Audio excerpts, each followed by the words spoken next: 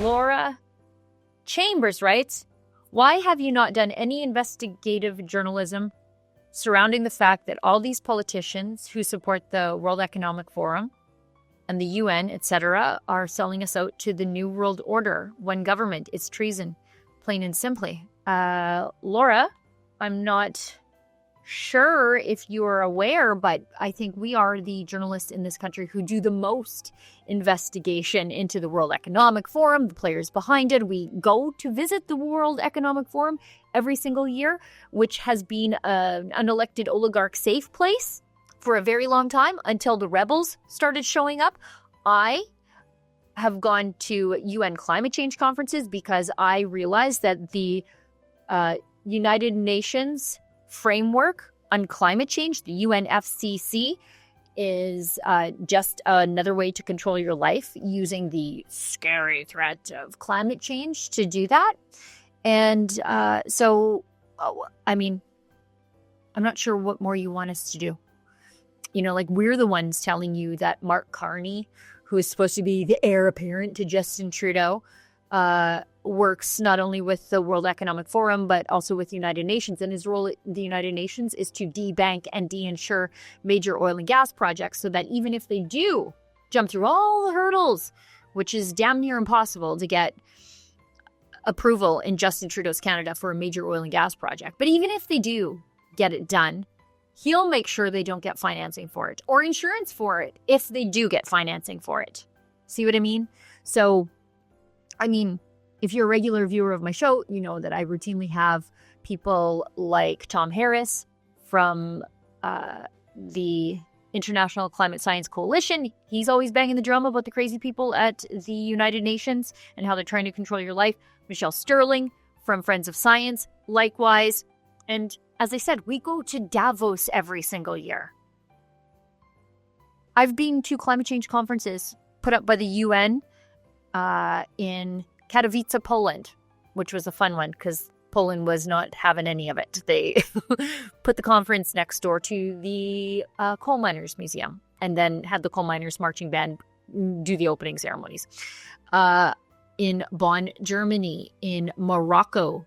So I've gone to a few of these things and I will continue to go to them. I haven't gone to them in a couple of years because they've been having them in some of the less free places of the world, like Azerbaijan. And then prior to that, it was in Egypt. And I think also in the United Arab Emirates. And while I admire the Emirates, it is a benevolent tyranny and they don't like prickly, unauthorized journalists there. And so we just didn't think it was worth the risk. But who else is doing that stuff? Next one is from Jim Piggott. Hope I'm saying that right, Jim.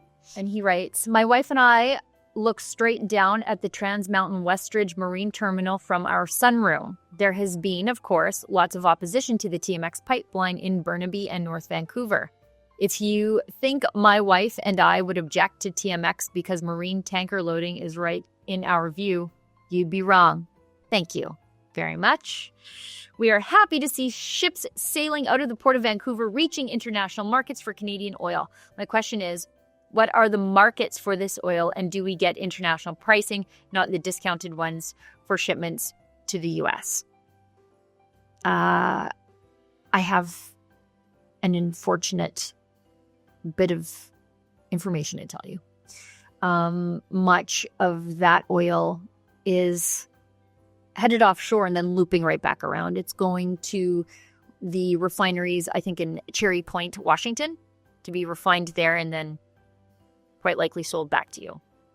So that's the unfortunate thing, is that we're still getting not exactly global market price for our oil there, but just opening that pipeline alone has resulted in an uptick in our GDP. And that pipeline, way over budget, way over the timeline, would have been built for, what was it, $8 billion in the private sector if Justin Trudeau would just get the lunatics out of the way. But those lunatics are his voting base. So then he nationalized the pipeline for some reason instead of just doing his job. And now blew through the budgets, way over $30 billion. It's way over time. And, but still an incredible net benefit to the country. Our GDP went up just by opening one pipeline. Now imagine how wealthy we could be if all those other pipelines we wanted to build went ahead. You know, Northern Gateway through to Smithers and Kitimat. If Energy East was allowed to go ahead, Keystone XL. I mean, we should be just spiderwebbing pipelines out everywhere. Drill, baby, drill. Alberta jobs.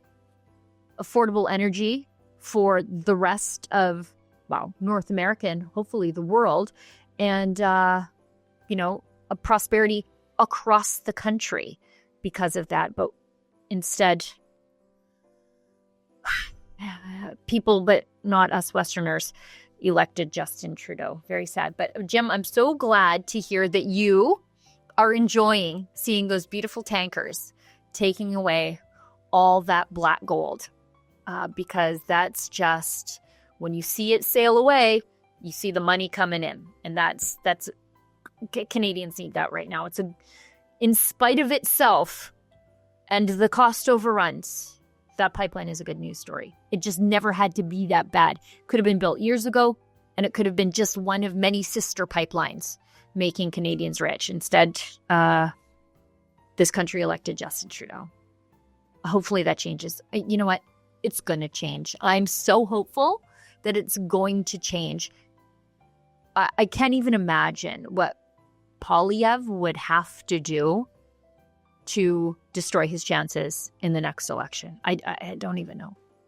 I don't think he will. I mean, he's been around Ottawa a very long time, and he really hasn't done anything stupid. Like, there's no scandals, no skeletons, and he keeps his family so close to him, right? Teresa says, I want to ask Santa for something important for Christmas. Can we please stop glorifying people who insist on flaunting what they do with the parts of their body that are being covered by their bathing suit? Oh, from your lips to God's ears, Teresa. I want my grandchildren to enjoy their innocence and not be forced to absorb this growing need to share sexual preference with anyone and everyone, whether they are interested or not. Thank you, Santa. Dear Santa, yes, thank you. I agree. We long ago used to worry about what was appropriate for children. Like, that's what the ratings are at movies. We've decided that there are things that are PG, general, PG-13. So we decided a long time ago that there is a level of exposure that is appropriate for children. And society understood this for years, but not anymore. And there are people out there who make their sexual preferences their entire identity. Why? You don't have anything else to offer to the world? Is that it? You think that that's what makes you special? I have some theories about this stuff, and I think it has to do with the erasing God from the culture. People seem to be chasing specialness. And for some people, they confuse specialness with weirdness. And so that's why everybody wants to be neurodivergent. And it's just like, no, you're quirky. That's about it. Or you're socially awkward. You're not neurodivergent. That's why everybody wants to be in the LGBTQ plus AI something or other group. They want to be in the special group. And we used to understand that there was something that made us special that was endowed to us by our Creator. We didn't pursue it from outside. We knew that it lived within us because we understood deeply in our fiber that we were special by virtue of being created in the image of God. And then we removed God from the culture, so people have no understanding of just how special they are. That they're unique individuals whom God so loved that we were created to reflect Him. And once that was gone, the void was filled by something awful. A pursuit of specialness at all costs, whatever it might look like. And boy, it looks crazy. Bernie McCluskey says his letter's nothing special. Just Merry Christmas to all of the Rebel News. Sheila, please tell Danielle, I think Danielle Smith, we love her. I think she knows that. I really feel like Danielle Smith is feeling the love of Albertans, but also feeling the love of Canadians who feel like she is fighting for them. As I said in an interview earlier today, I think she is the de facto foreign affairs minister of this country at this point. Bernie says, I personally wish she was our prime minister. Sorry, Pierre. Like you too. Danielle, I love you too. Sheila, you rock. I love women with looks and brains. Keep it up, Rebel. Well, that's very nice of you. Tammy, she says, I love all the information you have on TV. You are a great person. Merry Christmas. Let's get rid of Trudeau. That would be a great Christmas present. You know, my t-shirt, my sweater, although it's difficult to read because I work in front of a green screen, so the green writing actually shows up blue because you're seeing the background through. This is in our Rebel News store. You should order it for next year. It's Jingle Bells, Trudeau Smells. And you know what? Even if Trudeau isn't the prime minister next year, it'll always be true. He stinks.